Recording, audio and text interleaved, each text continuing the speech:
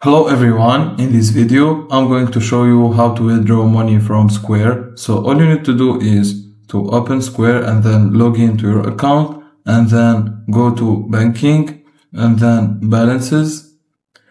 Now here you will see your balance and then you can transfer it by clicking on transfer now.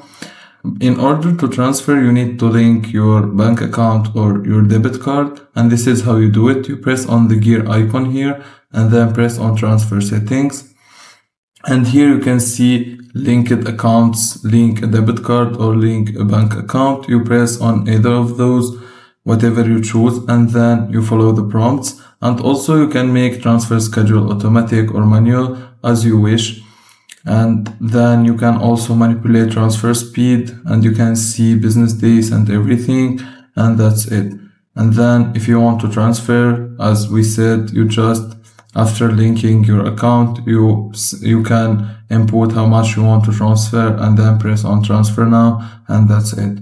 If you find this video helpful, don't forget to like and subscribe, and thank you for watching.